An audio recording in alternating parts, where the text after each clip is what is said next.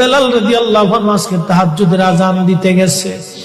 আযান দিতে যাওয়ার পরে হযরত বেলাল যখন আযান দিলেন, আল্লাহু আকবার, আল্লাহু আকবার, আযানের মধুর ধ্বনি সারা মদিনার রন্ধ্রে রন্ধ্রে ছড়িয়ে গেল। মদিনার ঘর থেকে সব সাহাবী বের হয়ে দৌড় মারছে। আবার যখন বলেন আল্লাহু আকবার, আল্লাহু আকবার, সব সাহাবী, মহিলা, বৃদ্ধ, বনিতা ঘর থেকে বের হয়ে দৌড় মারছে। যখন বলল আশহাদু আল্লা ইলাহা ইল্লাল্লাহ, মদিনার ঘর থেকে সব মহিলারা ঘর থেকে বের হয়ে দৌড় মারছে রে, আর কান্না করে নবী বুঝি ফিরে আসছে রে।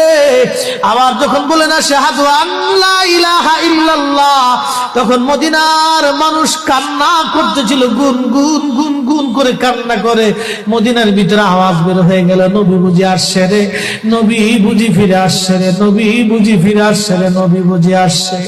হযরত বেলাল যখন বলেন আশহাদু আন্না মুহাম্মাদুর রাসূলুল্লাহ, মদিনার মাটিগুলি থরথর থরথর করে কেঁপে উঠছে রে। মদিনার মানুষের কান্না বেড়ে গেল। হযরত বেলাল অজ্ঞান হয়ে জমিনের মধ্যে পড়ে গেলেন, তিনি বেহুশ। নবীর আশিক বেহুশ হয়ে গেলেন। বেলালের মতো আশিক যদি আমরা হইতাম, এ দুনিয়ায় নবীর দেখা পাইতাম, এ দুনিয়ায় নবীর দেখা পাইতাম।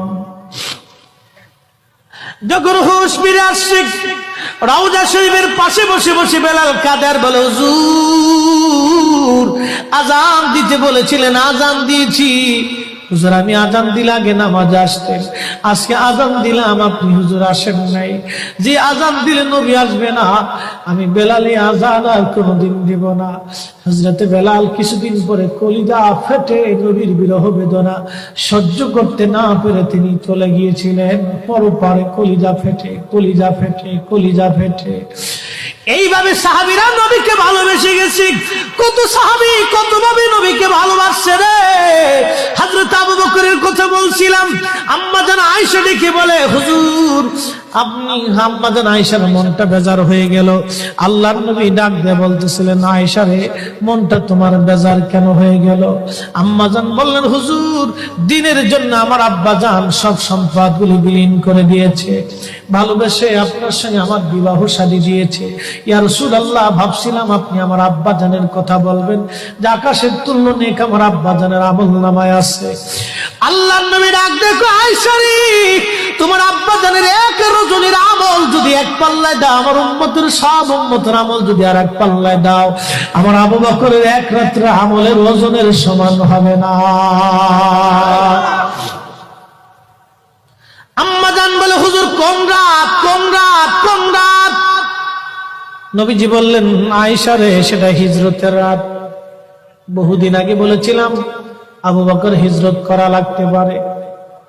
এই কথার জন্য হিজরতের রজনীতে আমি হযরত আলীকে ঘরের মধ্যে রেখে আমি যখন চলে আসলাম, হযরত আবু বকরের ঘরের দরজায় ছোট্ট করে টুকা দিয়ে বললাম, আবু বকর দরজা খোলো। সাথে সাথে দরজা খুলে গেল। জিজ্ঞেস করলাম, আবু বকর তুমি কি ঘুমাও নাই? আবু বকর ডেকে বলে, ইয়া নবী আল্লাহ বহুদিন আগে বলেছিলেন হিজরত করা লাগবে। হুজুর ওই দিন রজনী থেকে অদ্যবধি রজনীতে আমি কোন রাত্রের জন্য বিছনায় পিঠ লাগাই নাই। আপনি নবীর অপেক্ষায় দরজার সাথে ঠেস মেরে দাঁড়ায় আমি জেগে থাকি, কখন আপনি আসবেন, কখন আপনি আসবেন, কখন আপনি আসবেন। আপনি যখন রাত্রিবেলা আসবেন আমি ঘুমাবো, আপনি ডাকবেন, কাফেররা টের পাবে, আপনাকে কষ্ট দিবে। হুজুর একটা রজনীর জন্য আমি বিছনায় পিঠ লাগাই নাই, আপনি নবীর অপেক্ষায় দাঁড়ায় রয়েছি, দাঁড়ায় আসি, দাঁড়ায় আসি, আমি ঘুমাই।